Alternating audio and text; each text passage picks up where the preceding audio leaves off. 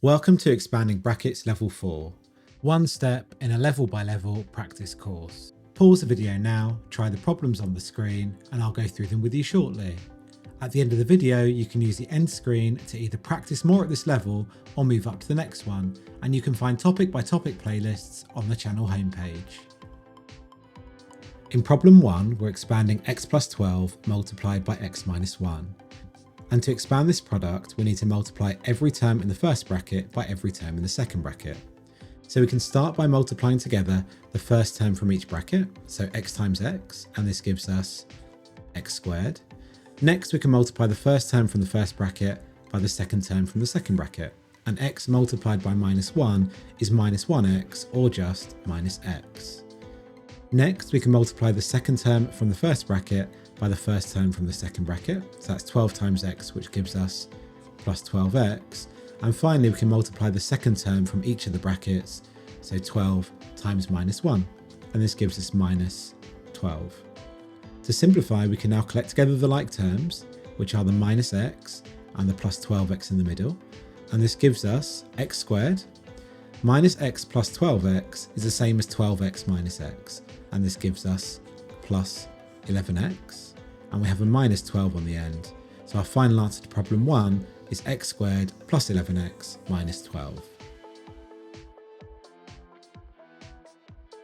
In problem 2, we're expanding y minus 9 multiplied by y minus 4. To start, we can multiply together y and y times y gives us y squared.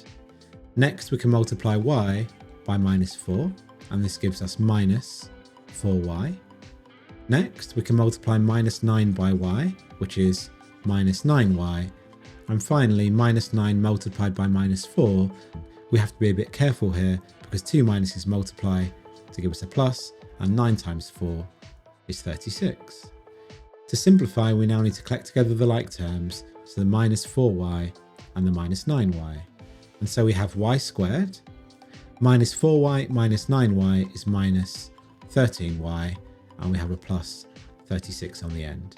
So our final answer to problem 2 is y squared minus 13y plus 36. In problem 3, we're expanding 5d minus 6 multiplied by 2d plus 7. To start, we can multiply together 5d and 2d. So 5 times 2 is 10, and d times d is d squared. So our first term is 10d squared. Next, we can multiply 5d and 7 together. Well, 5 times 7 is 35, so 5d times 7 is just going to be 35d. Next, we can multiply together minus 6 and 2d. Minus 6 times 2 is minus 12, so minus 6 times 2d is minus 12d. And finally, minus 6 multiplied by 7 gives us minus 42. We can now collect together our like terms, so we have a plus 35d and a minus 12d. So we have 10d squared, 35d minus 12d gives us plus 23d, and we have a minus 42 on the end. So 10d squared plus 23d minus 42 is our final answer to problem 3. In problem 4, we're expanding 5h minus 3 squared. Now, squaring something means you're multiplying it by itself. So we can rewrite this as 5h minus 3 in brackets multiplied by itself. So 5h minus 3 in brackets again. And we can now expand this normally. So we can start by multiplying together 5h and 5h. So 5 times 5 is 25, and h times h is h squared. So we have 25h squared as our first term. Next, we have 5h multiplied by minus 3. Well, 5 times minus 3 is minus 15, so 5h times minus 3 is minus 15h. Similarly, we have minus 3 multiplied by 5h. Minus 3 times 5 is minus 15, so minus 3 times 5h is minus 15h.